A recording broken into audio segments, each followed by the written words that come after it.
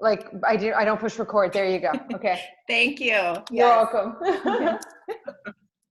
Okay. I'm like, I better have my phone. Okay. Okay. Who wants to go next?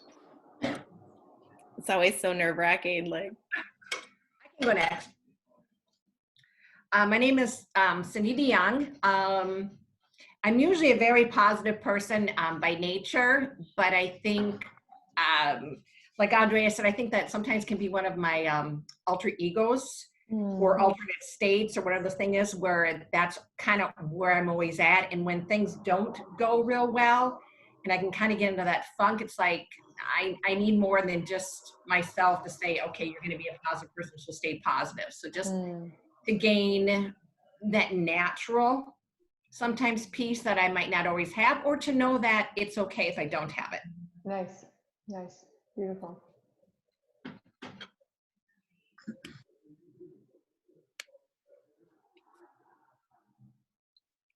who wants to go next? We don't all have to go, but if you want to, it just helps, so then we can make sure that your questions are being answered and we understand why you're here. Andrea, why don't you just pick people? Why don't you go, Tammy? Well, I'm Tammy Ludwig, and I've been with Andrea now since September, and I'm kind of driven, and I get down sometimes that my goals aren't going as fast as I want them to. And I went through my divorce and am trying to get from my divorce to where I want to be, and it'll be 5 years next year. And I've really done a good job at getting where I want to be and being positive, like Cindy was talking about. But I want to know what else I can do, what else I can do to get to achieve my goals. Because once I start something, I'm really kind of goal driven, and I just want to more ideas. Love it. This is great. Okay, Michelle, your turn. I can't unmute you. Do you want to go? Yep. Hey, girl. Yeah, I can hear you. Yep. Okay. I think same thing. I'm Michelle Dede, and just kind of like what everybody's been saying, just it's a good time to recheck my mindset on lots of things with everything going on. Love it. Beautiful.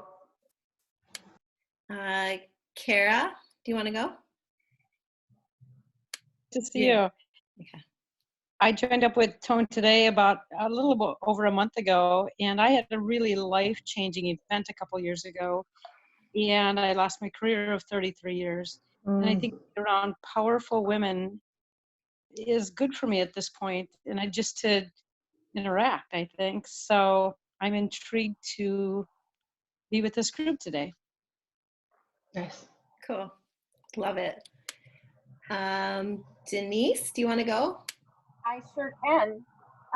It feels like I just talked to you. I did. You did. I will have to piggyback a little bit from what Kara was just talking about. Is just being around empowering women and being positive. I know we're all going through a really hard time right now. I struggle with my own stuff, but I always know there's somebody struggling harder than me. And I think it's very important to surround yourself with that positive energy. I can say that, but sometimes it's a little bit of a struggle for me. So there again, part of the reason why I'm on this call as well is to surround myself with like-minded people and being positive and just building each other up. And that is super important for me. So yeah, I've been with Andrea for probably, what has it been? A little over a year, I think. Nice. Yep. Love it. Thank you, Denise. All right, Vicki, you're on. I came in late, so I'm not really sure what the... We're just saying, why we're here tonight, what we hope to get out of it. That's all. So just so we have an idea. Okay. I'm Vicki Berrigan. I'm 55 years old. I've been with Andrea for probably, I think, 3 years, maybe going on 4. I consider myself an introvert. Other people that really know me say I'm an extrovert, that I put myself out there, but the only way I feel that I can do that is if I know somebody. Otherwise, I'm really timid because I don't know how to act. I guess.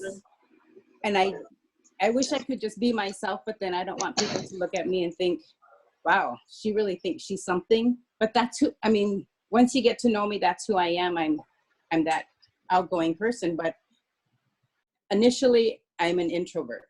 And I wish I wouldn't have to think that I have to please everybody or to be a different person for this group and a different person for this group. And I wish I could just be myself, and it's hard for me. Nice. Yeah. I love that. Beautiful. Yeah. Woohoo, I get excited. Okay, Stacy. Oh, this Am I- exciting women. Am I on? You're on. Okay. Oh my gosh, I'm joining late too, but Do you oh, so know- many exciting things. I'm all about taking in any positive energy and learning experience to always be better, do better for others. I'm always kind of a sense of strength for family and friends, and I'd love to find that own strength for myself. I'm really good for everybody else. But I lack in it with myself. I love Beautiful. that. Thank you. Krista, do you want to go?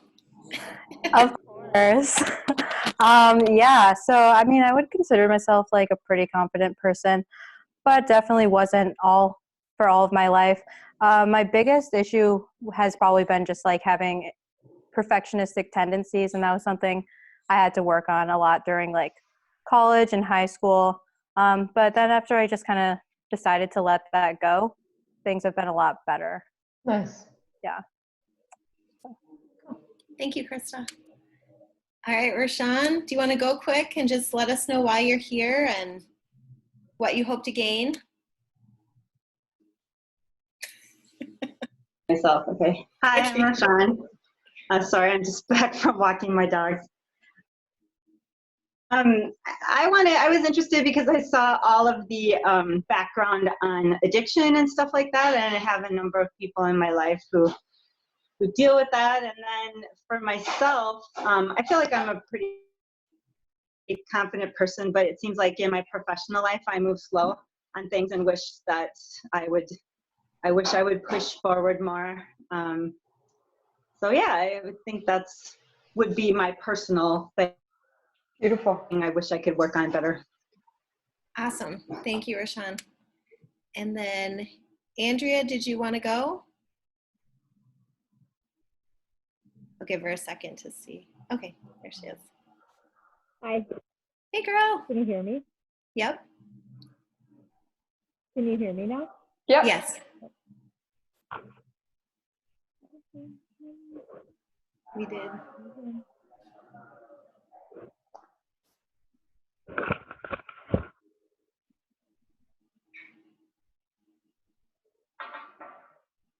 The joys of Zoom. I know. I'm like, I think it's just frozen.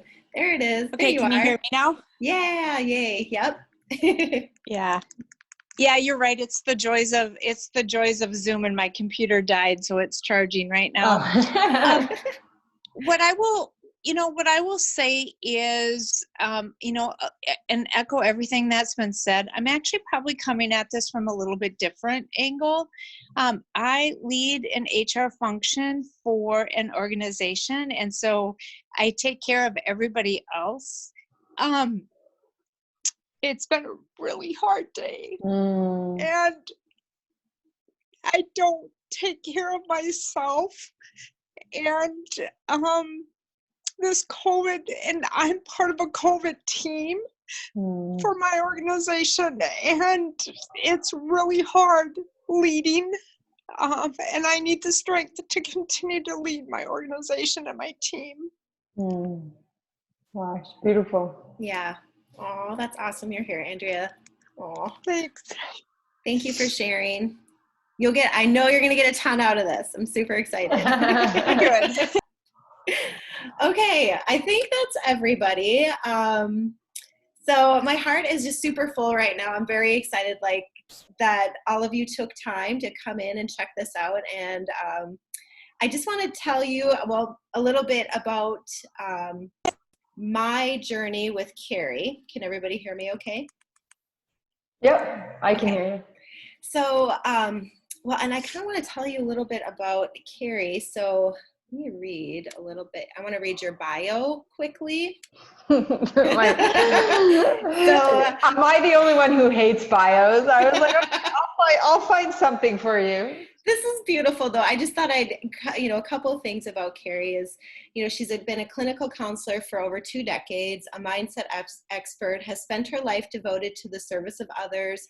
Her career has allowed her the opportunity to counsel people with a variety of needs, like Rashawn was saying, the addiction portion she's looking for, and like you've worked with, children with autism, troubled adolescents, adults in need.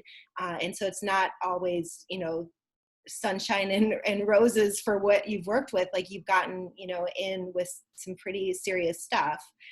In 2012, she joined forces with her husband, Brian, and they were inspiring and coaching people around the world. Together, they co-founded and created the Eliminate Your Limits mindset system.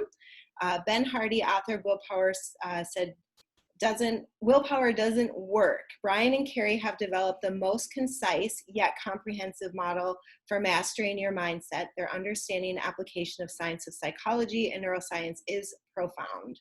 So that's kind of how I ended up hearing. Hold on, let me find my way back to you guys. Okay, there.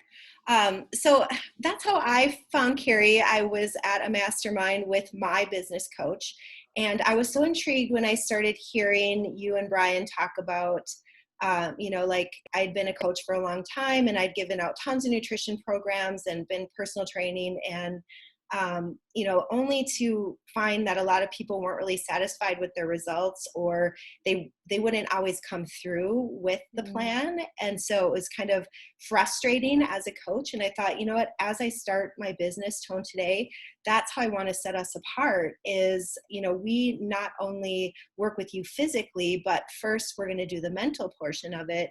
And it's not just us speaking at you, it's going to be you doing the leading, and then we're just going to come beside you. And I think that's what gave me goosebumps when I heard Carrie talk about their system and about how the brain works, and why I was feeling so much heart connection for that with working with people for so long. And then also going through therapy myself for years. A lot of therapy goes back and they just kind of rehearse and go over all of the junk that you've gone through, which is helpful, but it doesn't really help you understand how to get better or how to change. And so that's where mindset really spoke to me, because it was just simple things to get into my internal self and make some changes for good. And it didn't have to be rehashing things all the time or staying in the dumps, because I feel like that's a lot of what sometimes therapy is even based on. So I will kind of start with Carrie and just, Carrie, I want to know, what got you started with mindset, and what got you started to, how did you start this whole thing? Mindset in general. Well, so I have been a clinical counselor my whole career. So it's not, it's not like it was anything new to me. It was just a direction that we decided to go when Brian and I came together. I had actually stepped out of my counseling career for a period of time to go into the fitness industry. Gosh, we're talking like years and years, like 15 years ago now. And I found very quickly that being in the fitness industry meant I was still being a counselor. And it was just a clear reality that, there was so much mental, emotional support that had to go on with people achieving their goals in fitness, that it was just a continuation of my career that I was already in. And then when Brian and I got together, we've been together for 10 years now, we kind of just sat down and started having conversations. He was in the sports performance industry as well. And we kind of just had these conversations about what we see in the self-help industry, why people aren't achieving what they want, the pain that goes around that, and it's so obvious, that people know that an apple is healthier than a chocolate bar, and yet people still choose the chocolate bar. And there was such an obvious reality to people aren't stupid. We know what we're supposed to choose, and yet we're still choosing differently. And so Brian and I started dissecting the self-help industry, for a lack of better words, and asking ourselves, like, what's the missing link? What's the hole? What is the gap that needs to be filled? Because if there's all this self-help out there, and everybody's done the programs and done the processes and all that, and yet there's still such a lack of people achieving their goals, what is the missing link? And so, we really just found quite a big space between what people want and how they're supposed to get it. And, so everybody can read, for example, the personal development book that talks about aligning to the moment of now and sitting in the present and not being reactive and stepping out of ego. We can all read the book, and it's really awesome to read the book. And I'm sure we've all had the moment where you read the book or you listen to the event or the speaker on stage, and you're like, yes, I get it. I got it. Like, I know where I'm self-sabotaging. And yet people aren't transferring that over into practical application and actually creating sustainable change. And what we came to realize was that there needed to be a better mechanism of how to move from the moment of I want to change this into what we refer to as sustainable success. We're not looking for, how do we stop the yo-yo dieting? How do everybody can get inspired to get started, but how do we sustain that? And what was the real missing link? So that's really where we got interested together as, Brian had sold his company in the fitness industry, and we were kind of forging this impact path together. And that's how we got interested in mindset and understanding on a deeper level what we both had already practiced to a certain degree in our professional lives, but really just kind of going all the way in it and understanding it on a very different scale. I love it. One thing that really stood out to me, Carrie, about you and Brian, or, your mindset is that, like a lot of the women were talking in the beginning about being more positive. And sometimes I found when working with people in mindset is positive Patty ego, basically kind of is one of the worst, almost not the worst, but it's the hardest to come up against because it is positive, and that our world is telling us to do that. And I think what I really liked about you guys is that when I came into your program, I honestly thought, oh, I'm pretty good. I got my business, I'm really fit, I'm self-disciplined, until I got into the program. And then I realized, like, oh shit, I got this layer and this layer and this layer. And I was always continually evolving and seeing something else that was more ego. It wasn't really me. Mm-hmm. And a lot of it was negative. And I think that's what I liked about it the most. And that's what has given me the most permanent change, is going deep and seeing some of those unhealthy negative patterns. Can you talk a little bit more about that instead of just saying positive things to people, because that's most people's mindset. I mean, program. I could speak for 5 days about that. So just cut me off if you want me to. So the first thing that I think we have to understand is that we're talking about a journey of self-awareness, right? And I think that's one of the things that we have to really understand at the context of, why we all tend to we wear masks, right? I was a positive Patty. We walk around with these masks. We think we're okay. But what we're really missing out on is that self-awareness and really mastering ourselves as human beings and non-reactivity and our thinking, et cetera, it's a lifelong journey. There is no destination. Anybody who says to me, oh, I'm positive, I'm really good all the time. Like, I say this so like kindly in my bluntness, but bullshit.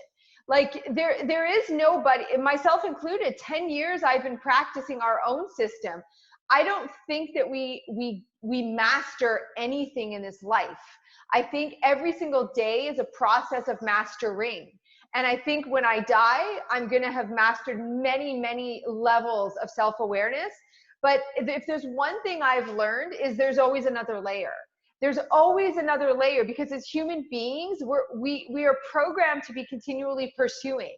So if I might unlayer a lot, but then if I'm going to pursue more, I might come up against a lot more. So I think that we really have to embrace what the process of becoming self-aware is, and it is a journey. And the reason that so many people are challenged with it as a journey that's a long game journey is because as human beings, we're so conditioned to resist pain and emotional pain, more than physical pain even.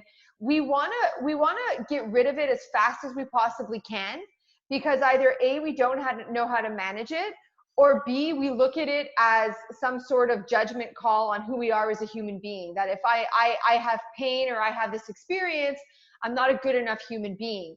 And that's why we try to move through. That's why we wear these masks, right? Like these ego roles, or these, we call them bound nature roles, right? Of being a people pleaser. The reason I have that role is because I'm protecting myself from something, right? And so I think that the sooner that we step into the reality of embracing the fact that self-awareness is a lifelong journey and that we have to gain and grow continually, the sooner we can strip away the fear of the pain that it brings about. So with that said, like, I was a positive Patty, and a people pleaser and all that stuff. And, being a positive Patty for me, I can't remember who it was. I think it was Andrea who was talking about being there for everybody else. Being a positive Patty was the only way I could manage life and cope with life. I was in an abusive relationship for 13 years. I was a clinical counselor supporting other people. I was the rock in my family. The only way for me to show up every day was to put on a mask. And my mask was that of being a positive Patty. I was real good. I would be, getting lambasted by my ex-husband who was attacking me emotionally. And I literally could put on a veil and go into work and just show up. Like, it is not, being a positive Patty is not what I would consider a good thing. I would consider neutrality a great thing. I consider being a positive person a good thing, but not if it's a mask of protection, right? That's really, really important. And one of the things that happens, with the whole world of like positive affirmations and positive mantras and being a positive Patty and, putting on that optimistic kind of persona. The thing is that I won't say that it's wrong, but I'll say it's not the complete story. Because what happens is, if I take someone, for example, who's got, poor self-confidence, and I tell them they just need to be more positive, and I want you to say positive things. I'm sure we've all heard the stories of like, look in the mirror and tell yourself I am beautiful, or I am these things, right? The problem is that actually creates what we refer to as a cognitive dissonance between what our brain actually believes.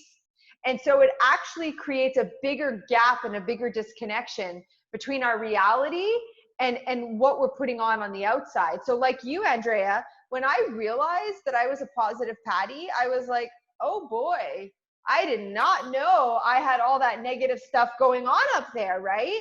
So it's a dangerous place. I would even caution that being a positive Patty is more dangerous than being a negative Nancy, because usually positive Patties are not aware of their language, are not aware, because we are so good at masking and protecting ourselves that we shield ourselves with such a big wall. Yeah, yes. I think that's kind of what I went through. And then I love how you just touched on neutrality, because that to me was a game changer. Because getting upset emotionally and not liking that part of myself, the positive Patty, was actually fueling the fire, if you will. Totally. Yeah, versus like helping. And so the more, then it'd be like, okay, I can't hate or love this. It just is. And, do I want to continue with these thoughts and into this, or do I want to look deeper and accept who I am and become neutral? Like, it's not good, it's not bad. And that's kind of where things started to change for me. And that's where I see it start to change for others. Before we start to build that other avatar, but before I go there, I kind of want to ask you more about stories, because I feel like it's hard for me to explain exactly what a story is and Don't how worry, I that got you plays covered. in. Okay. I got you covered. Okay, well, so I mean, we're gonna go in. So, okay, let me say this first. You know, the quote that you read from Ben Hardy, who you know is a PhD in psychology.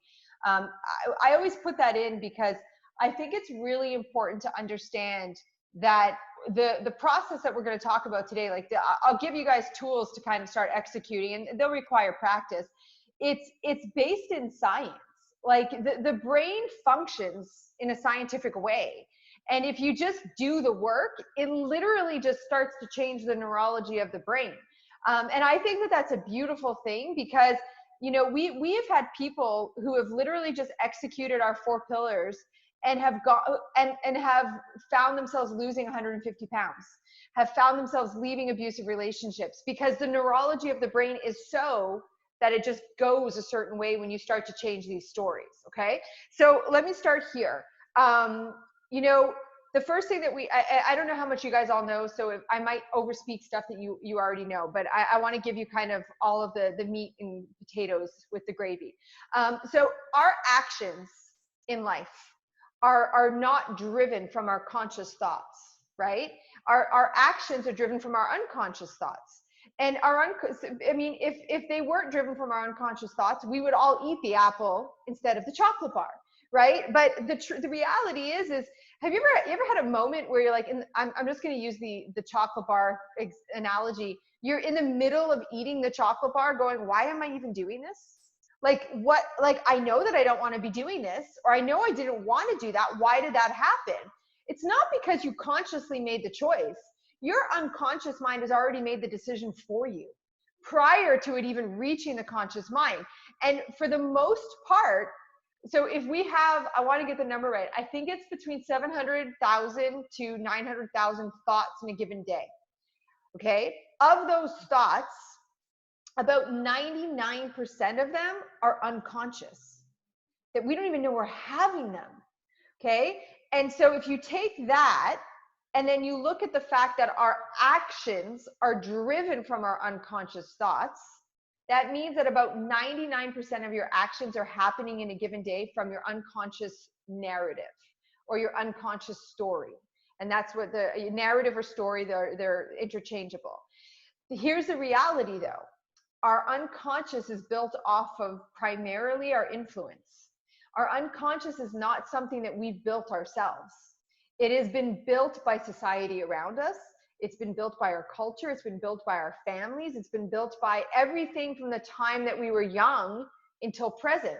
So if you were in an abusive relationship, it's been built by that. If you were, you know, in an abusive family, it was been built by that. If your family was poor, if your family was rich, if you lived in North America, if you lived in South Africa, our unconscious is a product of our influence.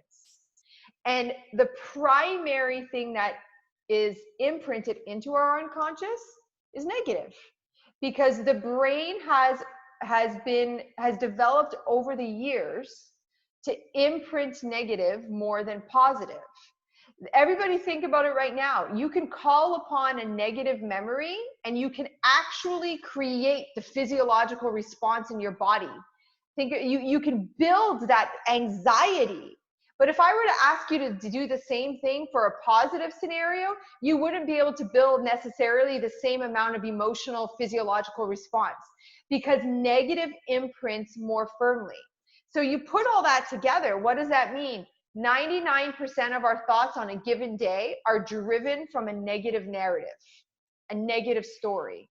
That negative story has been built off of our influence. So if we had a parent who, you know, well, I'm going to use actually Brian's family. His mom, when he was younger, used to lock the fridge on him and tell him he was a fat boy. Yeah, that makes an imprint. That builds a story. And those stories are running our lives. Until the quote, I believe, is from Carl Jung. until you take the unconscious and make it conscious, you will forever call it fate. And, you know, like your whole life will be driven from a place that you have no idea what's going on.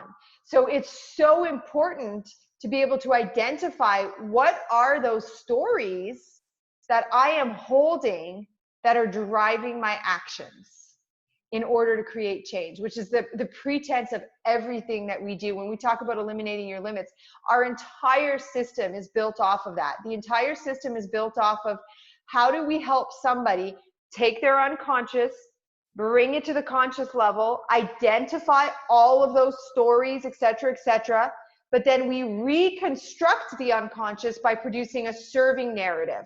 So you talked earlier about therapy and, repeating the same old story, the same old, venting over.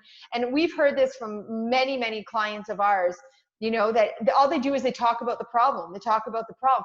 The problem with that kind of therapy is that all you're doing is reinforcing that neurological pathway of that old story.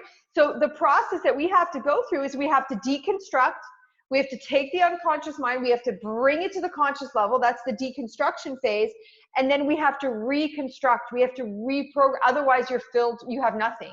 You have awareness, great, I know why I self-sabotage, I know what my negative stories are, I'm tired of talking about them, how do I change it? And that whole loop has to be finished. Wow. Yeah, that's incredible, because honestly, that's what I went through exactly and continue. That's where the layers come in, because what's so great about your system is that you will continually evolve and find new stories and new narratives that you get to decide, Totally. Like, how do I feel in my body about this? Like, is this who I really want to be? Is this going to get me to where I want to be? So I think what would be really fun is to hear a little bit more about, the 4 A's. If you want to talk about, awareness and adaptability and acceptance. Totally. Okay. Absolutely. So yeah, you went exactly where I would have gone next. So we have what we call our model of simplicity. It's the 4 A's of mindset. Okay. I'm going to give them to you, and then I'm going to talk to you about them. And they tend to go in this order. Like you have to kind of flow with them in this order. The first A is acceptance. And this is gold, you guys. Like, honestly, thank you so much, Carrie. This is amazing. amazing. My pleasure. I could talk about this all day. I do. So, the first A is acceptance. The second A is awareness. The third A is accountability. And then the fourth A is adaptation. So if we were to take the most common self-help programs, they tend to not go through all 4 of them, and they don't finish the job. Most of those the big motivational events, they're really good at the awareness phase. That's where the breakthrough happens, right? Like you go to the event and you have awareness. You're like, I get it. I'm self-sabotaging. I understand. I get it. And the problem is that those events more often than not, they don't finish the job of teaching you how to adapt.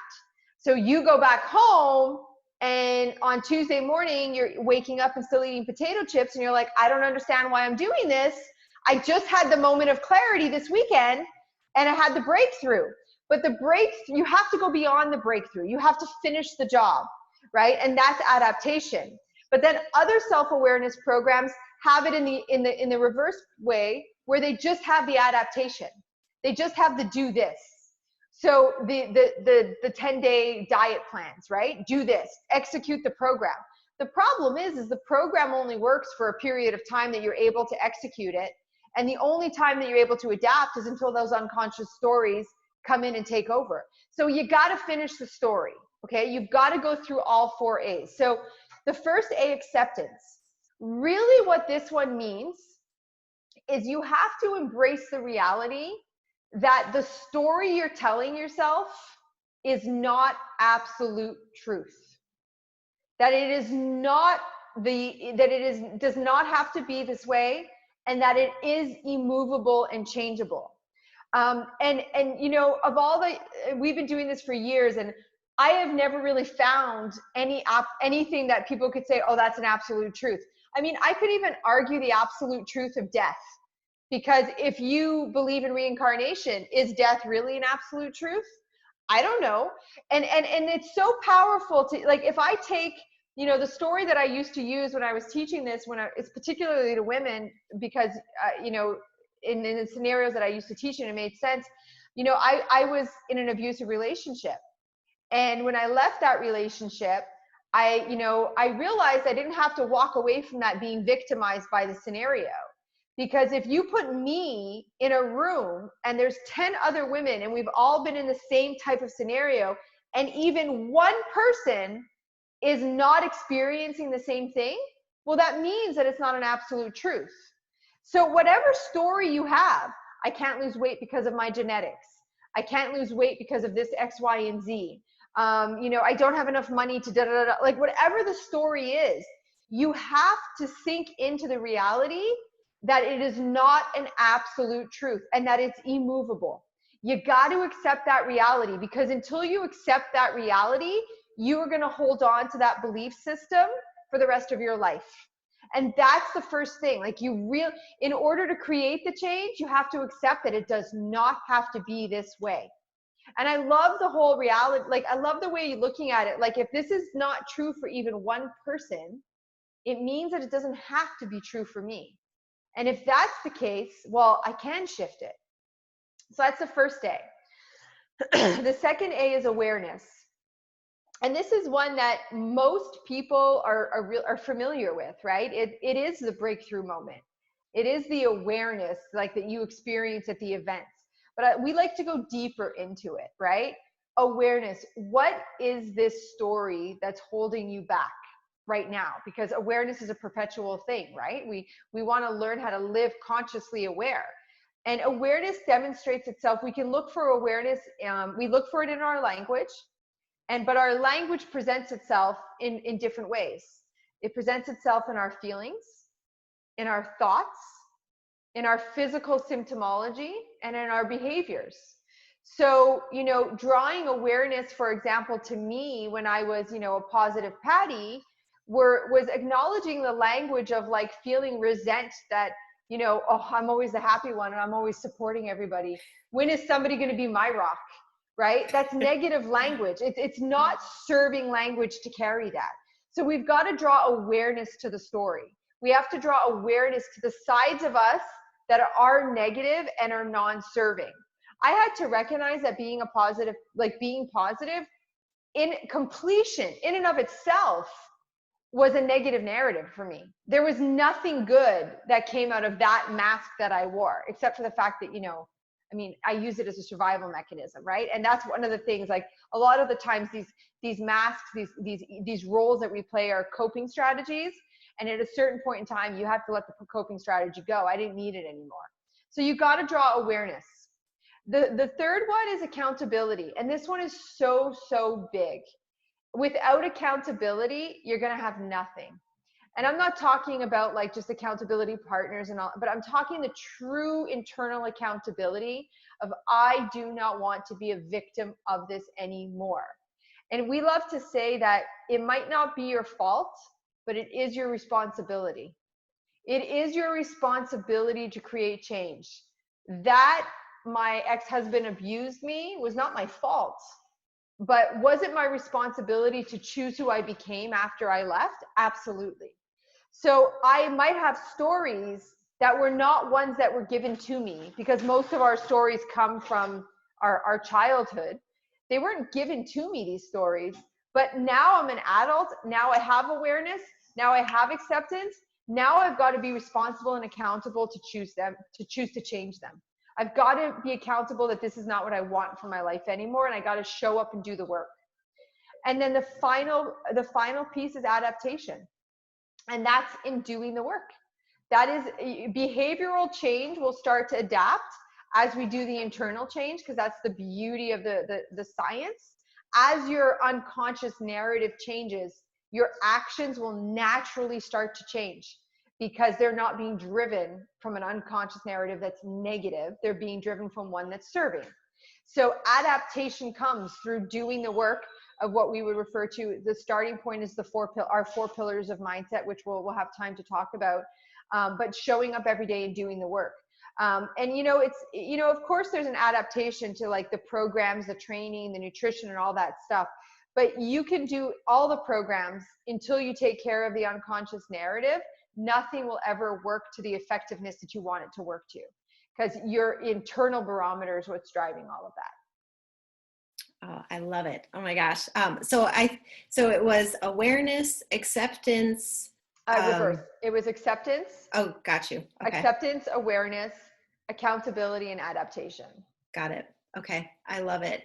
I feel like that is why I've been able to take it into all these different, people's lives and show it to them and then see them start to change, because it seems like it's almost like this war, however their language is, however they look at it, like, oh, this is going to be hard work. Or like you said, about people pleasing. Like for me, it's like, well, if I sell this, then it's going to hurt this person or that. And then I get like paralyzed, and that's my, coping mechanism to please everyone. Well, right. I realize that about myself, and I can't do that anymore. So I've had to, think of it differently, use different language. And then I show up differently. And that's the beauty of it. Being in shape, I think, is the same thing. Once you go deep, it's not difficult at all. It's more difficult to not be in shape once you just change it. 'Cause it's like, well, that's just who I am. And I think that's the beauty of it, of being able to see that it's, it's nothing more than that and nothing less than that too. So, and I love how you said you have to show up and work it, because it's a system just like any other. Like if you didn't lift weights, you wouldn't get stronger. And, totally. If you didn't fill your body with healthy foods and proteins, you wouldn't be able to build your muscle. And I think this is exactly the same thing. When I don't work it and when I see others aren't working it, then obviously there's not going to be the changes that I see when I do work it. Completely. And it's every day. I just want to say something to that specifically, especially because we're in a fitness like kind of environment. It's a really, really funny thing. Funny, not funny, that like as a society, no one would expect that you could exercise for only 6 sessions and maintain optimal physical health for the rest of your life. Like nobody would know if you were to come, someone were to come into you and be like, could you train me 6 times and then guarantee me that I'm going to have abs for the rest of my life? Like nobody would even think that way. And yet when it comes to mental health, emotional well-being, and mindset, somehow we think that 6 sessions at the therapist's office are going to heal us for the rest of our lives. Our mind is a muscle.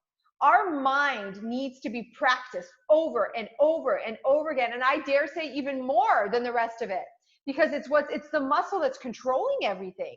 I was teaching this earlier today to a group of my women that I was working with, that, the amount of time that Brian and I spent, because we do our own system, we practice it daily, our own 4 pillars.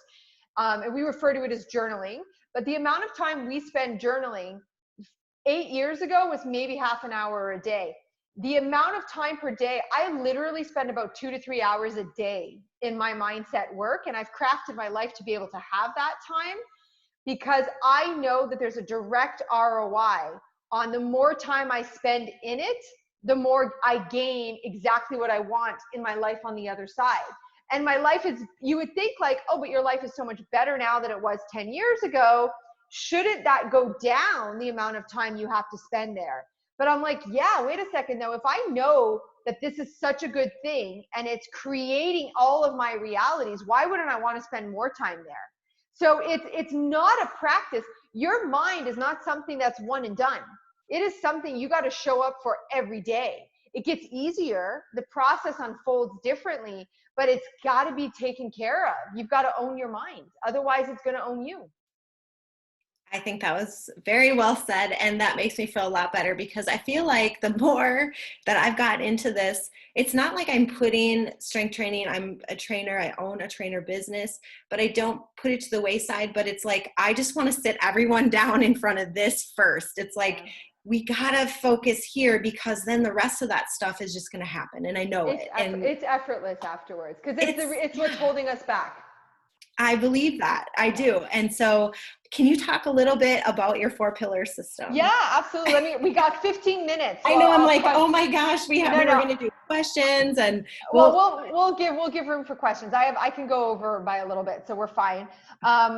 So our 4 pillars. Okay. So the 4 pillars are essentially 4 exercises that I encourage everybody to do every day. You know what? I just decided as well. I actually have a 4-pillar training that I pushed out in my own women's group that I'm going to give to everybody, all the ladies here, that you can all go through the entire 4-pillar training. So you have all the, it's a longer training session, but I'm going to get you all access to it, or I'll get access to Andrea and then she can give it all to you guys. Thanks, girl. Oh my gosh. Yeah, because it's actually going to go through the process of showing you how to journal. Like I break it apart.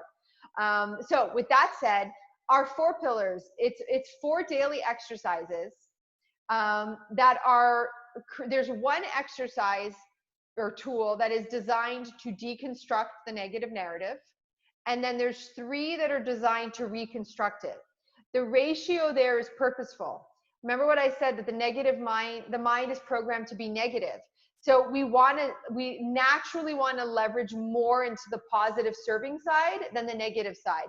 So we have a 1 to 3 ratio on deconstruction to reconstruction, which is the reason we always tell people, if you just do the pillars, it's going to work. Like you don't have to think about it, just do it. The science is going to take care of the rest. So the first pillar is the one that's about deconstructing, and it's called learning your language. Super simple, by the way. One of the keys that we wanted to do with our process was make it really, really simple for people to execute. Learning your language is all about learning how to listen to that negative narrative that's going on in your mind. And I kind of touched on this earlier. It presents itself in 4 different ways. It presents itself in your thoughts, in your feelings, in your behaviors, and in your physical symptomology. So some people are overthinkers. And if you're an overthinker, you already know you are, right? And we tend to get into these spirals of negative overthinking, worry, et cetera, et cetera. Some of us are overfeelers. I was an overfeeler.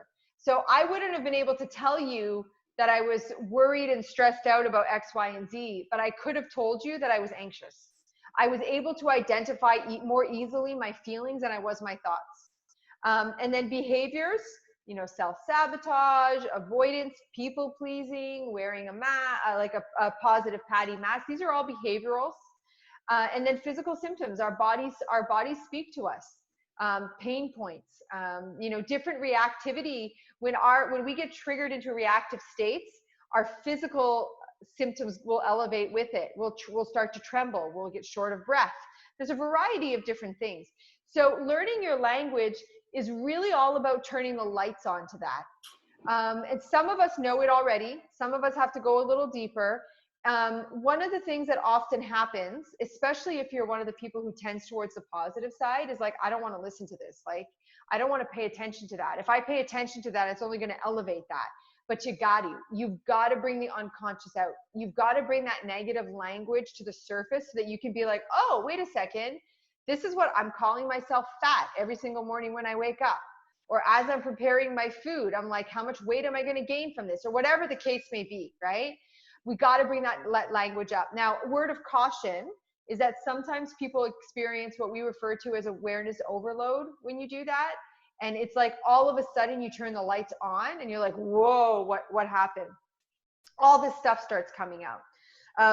We encourage people to learn their language. Again, you're going to get way more of this in the thing that I'm going to send Andrea, because I have to kind of go short on this. But we encourage people to do it 5 to 10 minutes a day to start in a journal. Sit down and write down what you hear or what you've been hearing for the last 24 hours. What are you worried about? What are you stressed about? What are you overthinking? How are you feeling? Are you worried about the day? Are you anxious about the day? Are you confused? Are you overwhelmed? Write it all down, because that stuff doesn't go away. It stays with you during the day. Okay, so that's learning your language. The other 3 pillars, the first one is called counting your wins. Super simple. It's exactly what it says it is. You count your wins of the day. At the end of the day, you sit down with your notebook or your journal, and how did I win today? Because more often than not, we go to bed carrying the same negative thoughts that we woke up with, and we're counting our losses and our failures and our stresses and our woes. And we're not consciously sitting there going, but what did I do right? What did I win at? And it's a really important discrepancy here. We're not talking about the big wins of I lost 50 pounds or I sold 5 clients today. We're talking about the little wins. I always say that the little wins along the way are what lead to the aha life, not the aha moment, the life. It's about, I drank, a liter of water today. Maybe your target's 4, but at least you drank the liter. It's you see how you're changing the perception. We always tell people, we always tell the story that we worked one time with somebody who was overweight, and they're like, oh, I don't have any wins today. And we're like, well, tell us about your day, and they're like, well, I woke up and I ate like 2 donuts. And we're like, yeah, but isn't it normal for you to wake up and eat like 5 donuts? And they're like, yeah, but I still ate 2. Yeah, but you didn't eat 5. And that's a win. And it's the pattern of teaching your brain to find the wins in anything. We all have wins. And your wins we try to encourage people to count their wins around what they're trying to achieve in life, so that you're moving towards the goal of what you're trying to create. Same thing, 5 minutes at night, sit down and write it down. The last 2 pillars, the third one is imagine your outcome. So here's the thing, is we're all imagining all the time, but most of us are imagining all the bad things that haven't happened yet. We're worried about the what ifs and the what if that and then blah, blah, blah, blah. We're imagining worst case, we're all really good at imagining worst case scenarios. But if it hasn't happened yet, can't you just imagine it differently?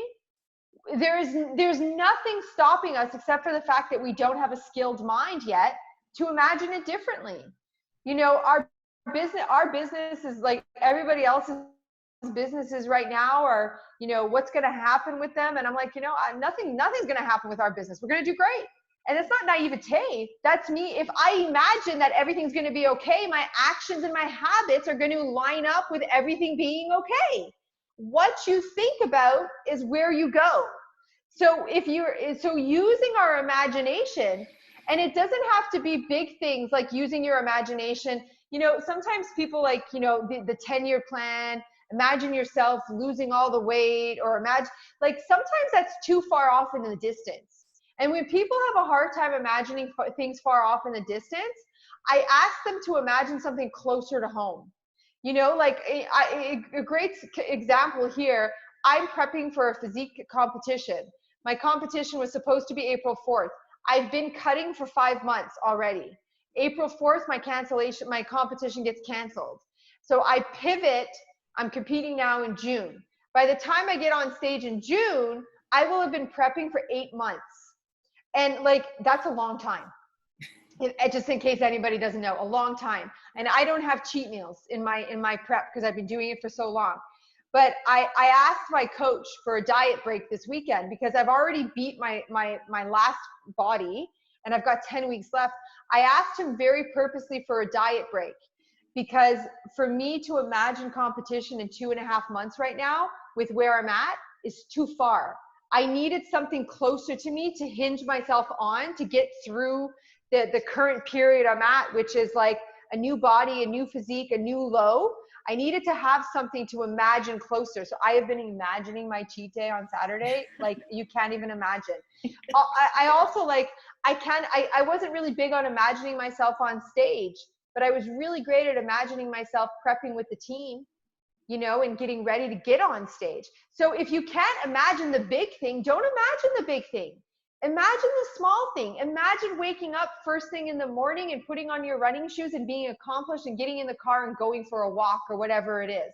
Don't have to go big. Your brain is perseverating. Whether you like it or not, your thoughts are going. They're either going towards something that's serving you or they're going towards something that's not serving you. So there's this process of reconditioning our brains to imagine the way we used to when we were children. If it hasn't happened yet, why imagine the negative thing? Why purposely put that into our heads? Now, don't get me wrong. This is a practice. It's a skill. It's not something you're just going to wake up tomorrow and be good at, right? There is a process to that. So that's imagining your outcome. And then the last pillar is review your direction. And this one is literally the act of every single day, the process of reviewing where you're going and what you're working on. Now, in the videos that you guys are going to watch, I'm going to talk about something called inspiration statements. And that's going to give you more of a backdrop to this. But every single day, you wake up and you're like, okay, where am I going? What am I creating? What am I building? How did I do the last 24 hours? And you talk about it with yourself in your journal. You write it down. What am I going to do today? How am I going to do it? How did it feel when I was on this call last night with Andrea? This was an awesome call. I feel more inspired than ever. You have a conversation with yourself about your own goals every single day. And one of the things that everybody tells me about this is like, oh man, Carrie, like it's so redundant. It's so repetitive. And I was like, yeah, it should be. Because you know what? Getting what you want and achieving what you want is usually done from doing the boring things day in and day out. And so we find ways to talk about them. But those things, those three pillars, counting your wins, reviewing your direction, imagining your outcome, they work to counter the negative language and create a new reality. So those are the four pillars. If I would encourage anybody if anybody's like really excited and wants to start now, start with counting your wins and learning your language. Don't try to do all four at once. It can be too overwhelming to start with four at once. If you want to pick one, start with counting your wins. It'll start an immediate reshifting of the narrative. I love it. Oh, that's awesome. I remember Imagination Theater for myself. I was like, I would sit down and like my mind was like over here, and it took some time, but now I cannot imagine going a day without Imagination Theater. Totally.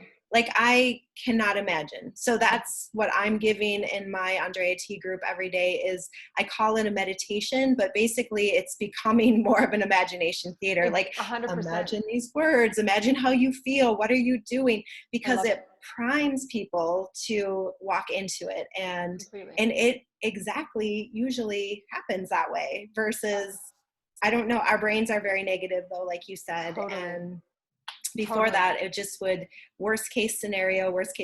And I mean, COVID-19's been a lot of like worse and worse. And wow, gosh, I didn't think I could even think of that one. But it also has a lot of wins. Like, you know, I'm thinking about what's going to be happening and how many lives are going to be changing just by this conversation right now that we probably wouldn't be having if we weren't in here. So, you know, one of the most powerful lines that Brian and I use is the story you tell is the truth you know.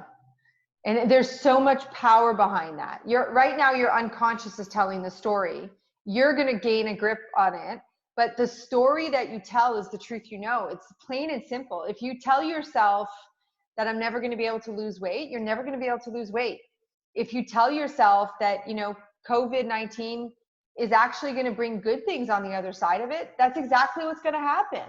And it sounds, and by the way, let me just say this, like, I don't like, you know, talking in the manifestation woo-woo world, because I think that there's spiritualists out there who take people down the very, very dangerous road of thinking that if you just sit back and imagine it for 5 seconds a day, it's going to happen. Or I manifested that. There's action and implementation. You got to do, you got to create, right? But the simple truth is that what you think about grows. End of story. It just is as simple as that. So if you're thinking and worried about all the bad things that are going to happen with COVID in your life, that's just going to grow. If you're thinking about how is this a good thing for me? How is the perspective going to change? How am I going to be stronger? That's also going to grow. It doesn't mean that you're naive and you're not thinking with consideration, you know, to certain things, but what emotion is it coming with? What experiences are you having? You know, that's the difference. Exactly. I absolutely love that. Like, I just feel like, yeah, manifestation, that's a whole other, it's just a mystery. Like, I stumbled on that probably after you, which I'm so thankful for. You know, I have this story of like, I went to the chiropractor with a herniated disc, and he was the best chiropractor, but I didn't know it because he was my very first one. And then I went from him to physical therapy to all sorts of things, acupuncture, and realized like, wow, this first chiropractor was the one to get me out of pain. But I had to take that journey. And I think after doing mindset certification, it's opened my mind to investigating other people's systems and other things. And then it just always truly lands back to what you and Brian have taught me and what you're teaching. And that is just, I mean, it's science. It's really just brain science. Totally. You know, don't get me wrong on manifestation. Manifestation is absolutely 100% real. I believe I've manifested everything in my life. But that's the key, though. I don't. So this for me is a hinging. I'm not going to go on a diatribe on this, but I'll just say it really quickly. I think that sometimes the people out there who are very spiritual, like we call them the spiritualists, who are like, you know, taking people down that woo-woo path of it all exists outside of yourself. Like you can just manifest it. It comes. You divinely download it from somewhere. I don't like giving up the power that I have to create my reality. I think manifestation is 100% real. I think manifestation is a product of where our thoughts go. We create that reality. But I am not about to say, for me personally, that it came from some power outside of me. I want to own that power. I want to recognize that that sits in me and I can create that. Because if I manifested it, or it just manifested from some spiritual place, that's releasing me from being able to create it again and again and again, right? I think it is spirit. Like we always say that our process is spirituality made practical, because it absolutely is spirit. Brian and I are very spiritual. It's a blend of spirituality and science. I think that in order to get to the spiritual plane where you really are vibrating on that level, you need the science to get rid of the clutter. You need to get rid of the language, the negativity, et cetera, and then spirituality takes on a whole new realm. It would be wrong to say this isn't spiritual, but it's grounded in science. Yeah, I mean that's exactly. I feel like when I came to Mindset too, it was so many things spiritually had already been kind of like, oh, well, you prayed, that didn't come, you didn't get it. That's not your door.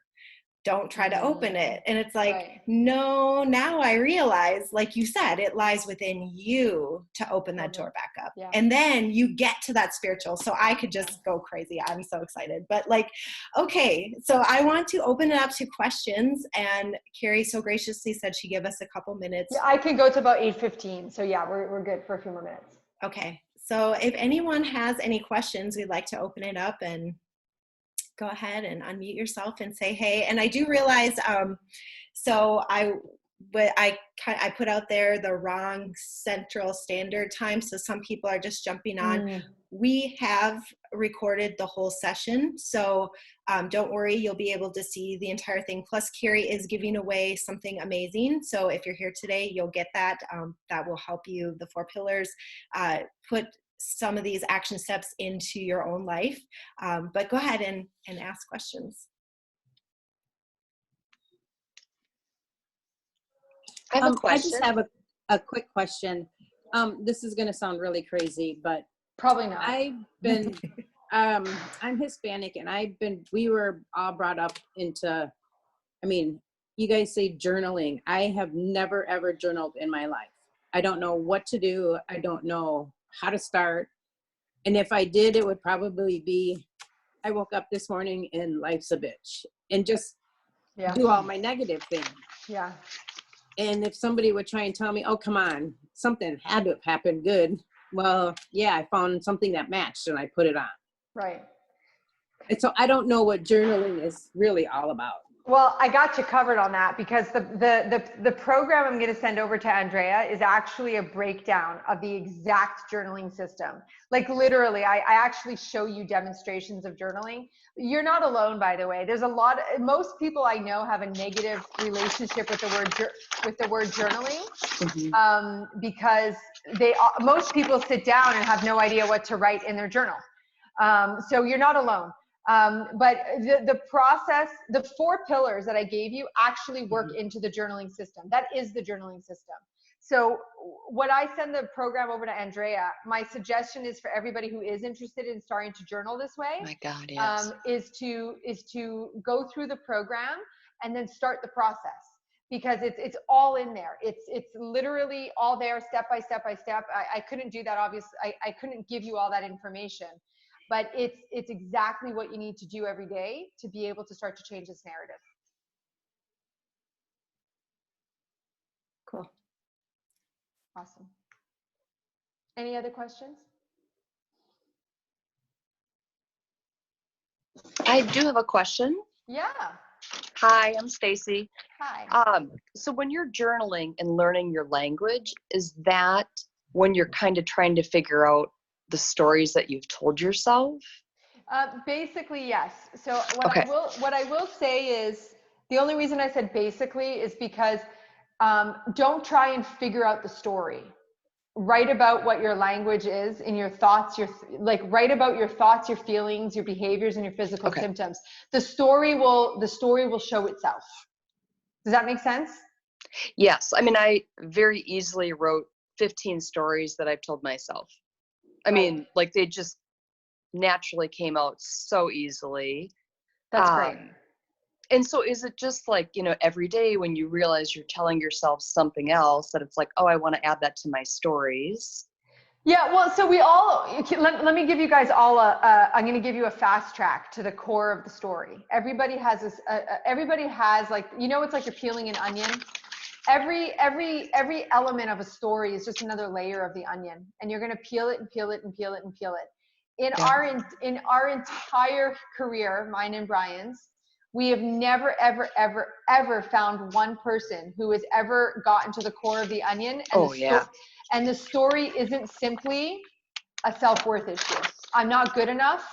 I'm never going to be good enough, or something to that. It always comes back to self-worth of some varying form. So everything else is details of the story and how the story manifests. So you're basically you're paying attention. You're learning how to bring. You got to understand is that this, like, I've been doing this process itself for 10 years. To this day, I'm still having moments where I'm like, wow, like I didn't even know that I was doing this because of this, and like I'm unlayering a new level. So don't rush to get to the center of the onion. Just work with what you got right now. And as that comes off, the next layer will come. The next layer will come. That's the reason the journey has to be an evolution. And what happens, by the way, so everybody knows, is when you start this process, it's kind of painful and it maybe doesn't feel so good. Like most people don't enjoy it. But as soon as you've kind of crested over that phase, it actually becomes like thrilling. When I find a story now, I'm like, yes, because for me, a story is just a limitation between me and my next level. If I can get rid of that, I can keep going, right? So it becomes a really fun process, but it doesn't mean that there's not some discomfort along the way. So when you say peeling an onion, this is your scenario. Am I going to cry every time I do this? I don't think that there's no absolutes. So maybe not. Do people cry when they do this? Yeah.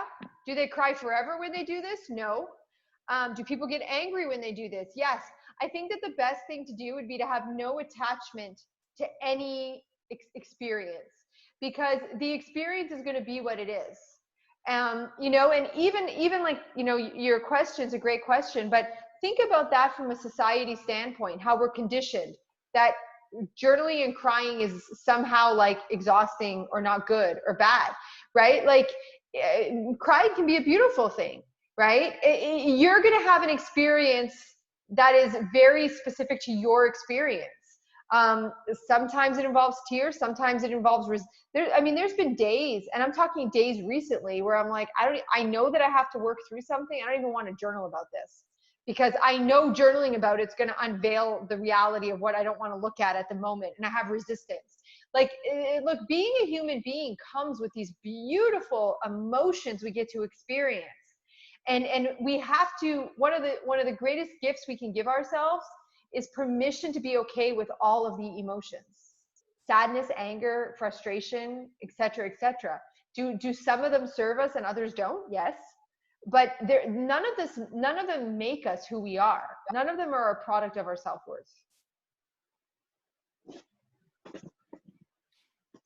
I just wanted to point out, whenever I talk about stuff like this, I always get the apprehension that I'll move forward in a bigger way than some of the people around me, and how that will affect my world, especially when I frequently feel responsible for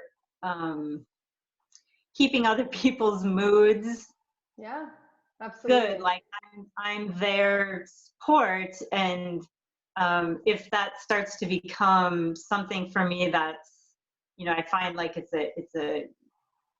a mom thing in a lot of ways, but it's also a relationship thing, and and change. Yeah, it's a great question. It's a very real question, and I'm going to give you the very real answer. The potential is, yes, you might move faster than other people. This is where we have to value ourselves enough to want to step into that space.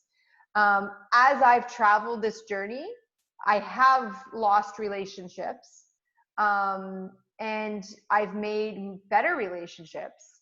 And, sometimes we surprise ourselves to find that, when I'm talking like on a relationship level with, like, for example, a spouse, sometimes the greatest catalyst we can have for other people is to be the best version of ourselves. And so oftentimes what happens is you'll grow and the other person will grow with you. Okay. And kind of be maybe a little bit behind, but start to grow. Other times they'll try to pull you back. Right. And so that does happen. I'm not going to lie that doesn't happen.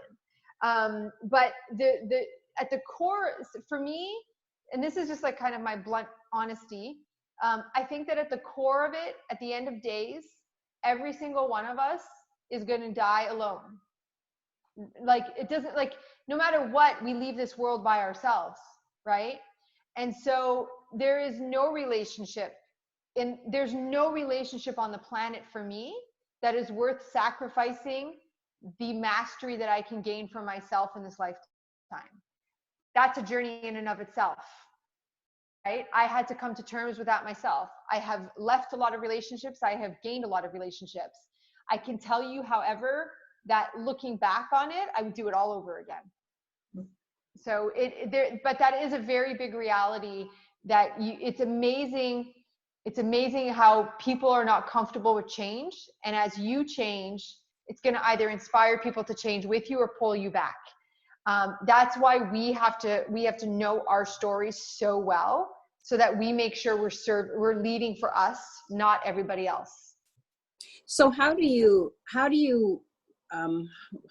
know how to rephrase this. How do you work in a relationship when this is where you're at, and and you don't want to, you're not going to move, but then you follow, you start following this is me, and I start following, and here I'm going up, and he's just like, what's up with you? Sure. And how do you either pull him up with you or you go back down? Yeah. Well, the first thing I would say would be to not conclude that you don't know that he's not going to climb with you, because you've never stepped into that territory before.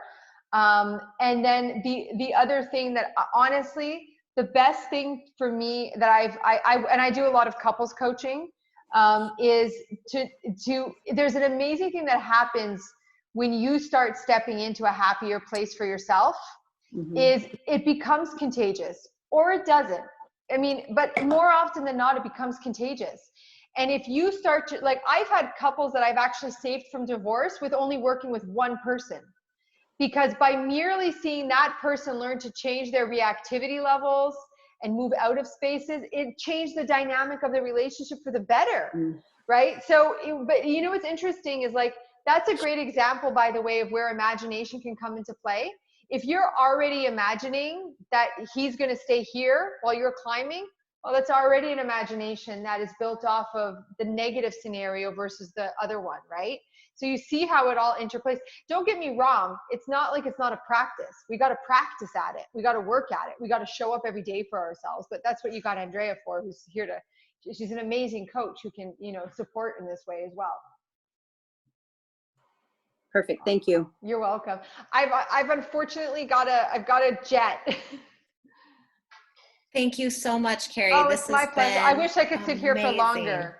Yeah, I'm happy to do it. It's, Thank you know, so much. Yeah, just appreciate it. And thank you. I My will see pleasure. you online and around, and thank you. Will you do me the favor of popping me a message to remind me to get you that the link for that sure. program? Because otherwise I will forget. So if you can just pop me a message. I will be Awesome. pestering you. Awesome. I will Thank let you know. Thank you. It was nice meeting you all. Thank you. Bye. All right, ladies. Wow. Oh my God. Do you guys want to keep talking or do you have to go? Does anyone have any questions for me?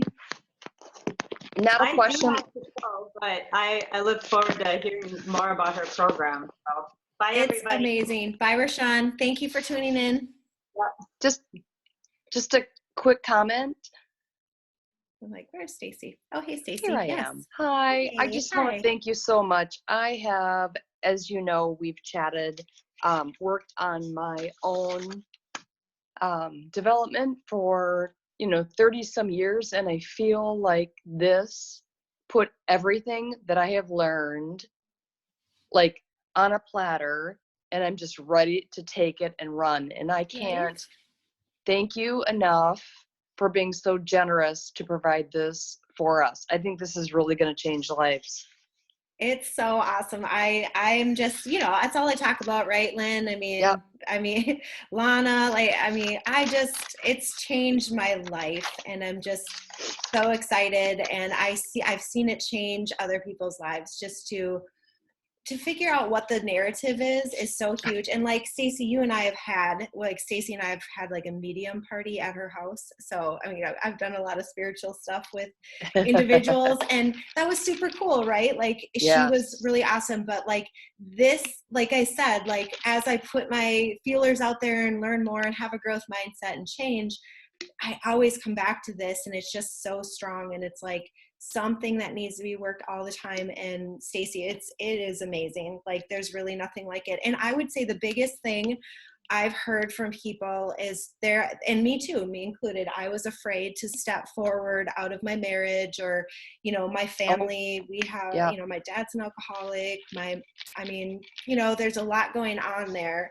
And then if you're a people pleaser, you're that happy, keep everyone supported person. So it was like, well, now I'm not going to be, because that's not serving me, and that's not, the person I really am.